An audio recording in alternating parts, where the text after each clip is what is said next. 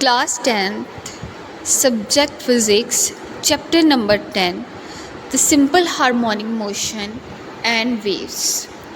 सबसे पहले हमें वाइब्रेटिंग बॉडी का पता होना चाहिए। तो जो बॉडी बैक एंड फोर्थ और ट्रू एंड फॉर मूव करती है एक पॉइंट के अराउंड, तो वो बॉडी कहलाती है वाइब्रेटिंग बॉडी। वाइब्रेटिंग को हम ऑसिलरेटरी भी कह सकते हैं। It's mean vibrating motion, oscillatory motion भी हो सकता है। तो special kind of vibratory and oscillatory motion वो हमारे पास कहलाती है simple harmonic motion. Is that clear? Two example of simple harmonic motion है हमारे पास। एक मास है जिसको स्प्रिंग के साथ अटैच किया गया है, हॉरिजेंटल फ्रिक्शन लेफ्ट सरफेस ली है हमने, और उसकी मोशन जो है वो सिंपल हार्मोनिक मोशन है। एक मास है, एक बॉब है जिसको हमने अटैच किया है स्ट्रिंग के साथ, और वो मूव किसके अंदर कर रहा है? बाउल के अंदर। उसकी मोशन भी कहलाएगी simple harmonic motion. That is clear.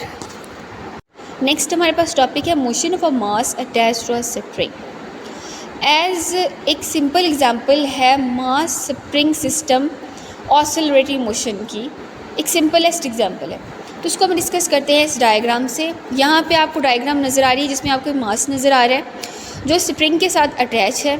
जब हमें स्प्रिंग रेस्ट में है तो यहाँ पे इसकी मेन पोजीशन O है, एक्सट्रीम पोजीशन B है, एंड एक पोजीशन हमारे पास इसकी आ रही है A। ये रेस्ट में है, इस पर कोई फोर्स अप्लाई नहीं हो रही, लेकिन जैसे ही हमने इसको स्ट्रेच किया है स्प्रिंग को, तो इस पर एक फ़ोर्स हमने लगाई है, दूसरी फोर्स इसको ऑपोजिट साइड पे खींचने के पीछे की तरफ, दैट इज़ F, और जो डिस्प्लेसमेंट इसने कवर किया है वो हमारे पास X है। जब हमने स्ट्रेच करके इसको लीव कर दिया है तो ये कंप्रेस हो गया, तो वहाँ पे भी उसने जो डिस्टेंस कवर किया है एक्सट्रीम पोजीशन से मेन पोजीशन तक और मेन पोजीशन से एक्सट्रीम पोजीशन तक, वो हमारे पास X आ रहा है। Is that clear? Further according to Hooke's law, force is given as F is equal to minus KX, where K हमारे पास है displacement of mass from mean position O, और K हमारे पास है स्प्रिंग कांस्टेंट। जब हम इसकी वैल्यू को K की वैल्यू को निकालेंगे तो K is equal to minus F और X आ जाएगा हमारे पास। K की वैल्यू जो है वो मेजर करती है स्टफनेस ऑफ स्प्रिंग को। जो स्टफ स्प्रिंग होगा वो लार्ज वैल्यू ऑफ K रखेगा, और जो सॉफ्ट स्प्रिंग होगा वो स्मॉल वैल्यू ऑफ K रखेगा। एज हमें पता है कि F is equal to ma होता है according to Newton's second law of motion, where K is equal to minus ma x। It's mean कि हमने F की वैल्यू ऊपर पुट की है, और फर्दर हमारे पास जब हम A को यहाँ से कैलकुलेट कर लेते हैं, सेपरेट कर लेते हैं, तो A is equal to minus K M over X आ जाएगा हमारे पास।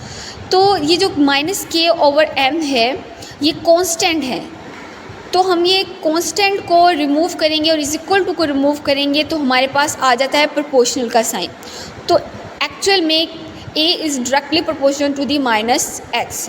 इट्स मीन कि अगर एक्सेलरेशन चेंज होगा तो डिस्प्लेसमेंट भी चेंज होगा, अगर एक्सेलरेशन इंक्रीज़ होगा तो डिस्प्लेसमेंट भी इंक्रीज़ होगा, और अगर एक्सेलरेशन डिक्रीज़ होगा तो डिस्प्लेसमेंट भी डिक्रीज़ होगा। लेकिन माइनस साइन ये इंडिकेट कर रहा है कि इनकी डायरेक्शन जो है वो अपोजिट होगी।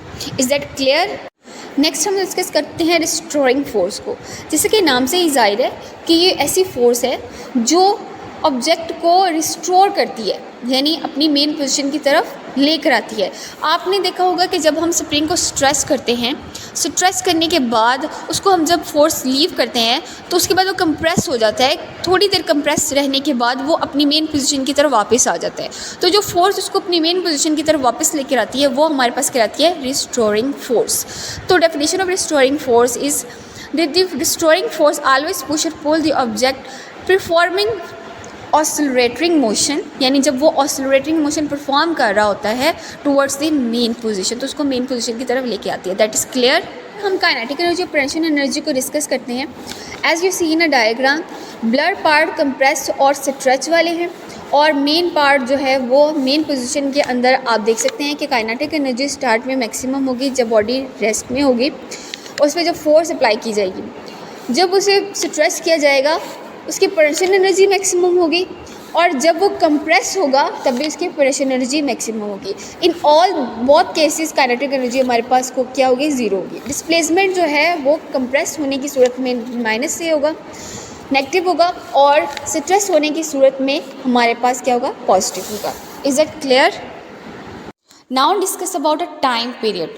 तो टाइम पीरियड क्या होता है? टाइम पीरियड जो सिंपल हार्मोनिक मोशन का है उसको कैपिटल टी से डिनोट करते हैं। टाइम पीरियड वो टाइम है जब एक स्प्रिंग या कोई भी सिंपल हार्मोनिक मोशन परफॉर्म करने वाला ऑपरेटस अपनी मेन पोजीशन में कंप्रेस और स्ट्रेस होकर ट्रू और फॉर मूव करके अपनी मेन पोजीशन की तरफ आ जाता है। जितने टाइम में वो आता है वो टाइम हमारे पास कहलाता है टाइम पीरियड। और टाइम पीरियड कैलकुलेट करने का फार्मूला है सिंपल हार्मोनिक मोशन के अंदर T is equal to 2 pi√m/k। Is that clear? Where m is a mass attach to the string and k is the spring constant, and the further we can calculate it. Now we discuss